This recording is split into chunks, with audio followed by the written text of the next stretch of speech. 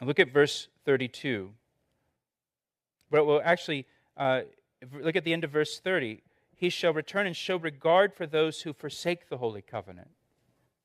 So there's Jews, when Antiochus Epiphanes turns against the Jews like this, there are Jews who are willing to just forsake the covenant. Hey, all right, you don't want us to practice these things? We won't practice these things. And then it says, look at verse 32. Those who do wickedly against the covenant, he shall corrupt with flattery. Look what it says. But the people who know their God shall be strong and carry out great exploits. And those of the people who understand shall instruct many, yet for many days they shall fall by sword and flame, by captivity and plundering. Now when they fall, they shall be aided with a little help, but many shall join with them by intrigue, and some of those of understanding shall fall, to refine them, purify them, and make them white until the time of the end, because it is still for the appointed time. We're told in verse 30 and then again in verse 32 that there are some among the Jewish people, sadly, who just go along with Antiochus Epiphanes' demands. And they're willing to submit to it. They're willing to obey it. And they stop all of their Jewish practices. They stop the sacrifices. They stop keeping the law. They stop the dietary requirements. They stop circumcision. They turn in their copies of the Scripture for them to burn. They're handing it all over. They all just, the majority of them just gave in among the Jews, sadly, and went along with it. But there were a small group of Jews who refused to obey the demands, and they revolted, and they fought back, and what is known as the Maccabean Revolt. And their numbers were small, and they didn't have any weapons,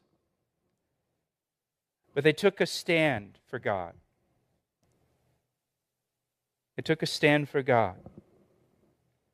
And they were able to defeat Antiochus Epiphanes.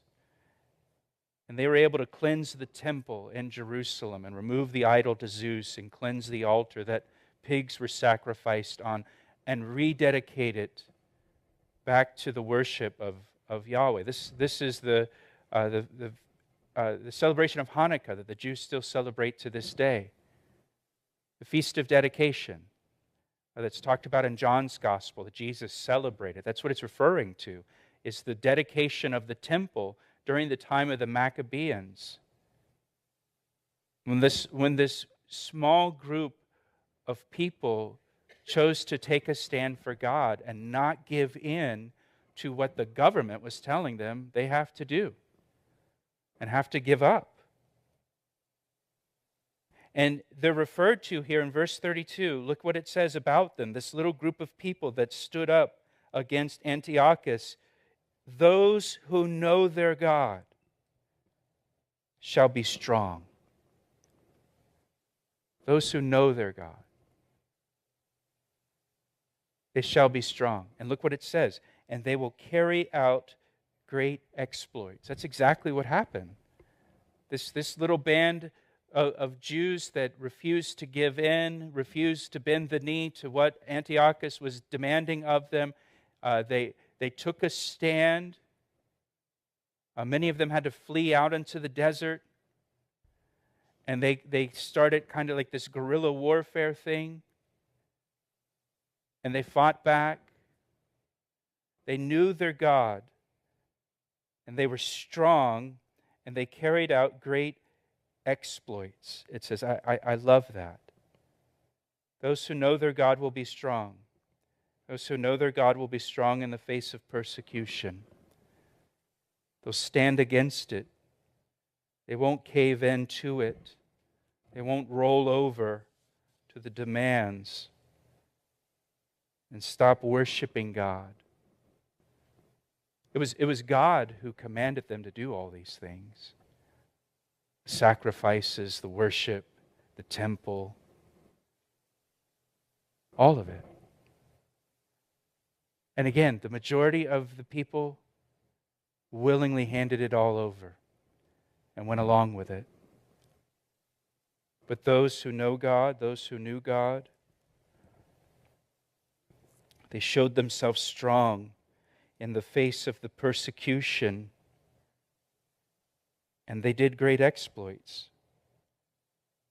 God enabled them to do great things, unbelievable things, unimaginable things. And I don't know about you, but I find this to be very comforting. You know, the way that things have gone in our country and our world over the last year, and who knows where they're going. Who knows what may come for us. How things may change. You know, and though none go with me, yet I will follow, right? I have decided to follow Jesus and no turning back.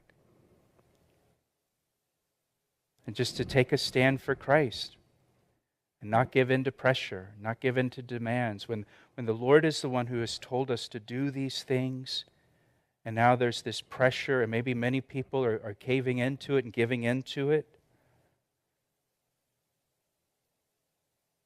I find this verse to be a great encouragement.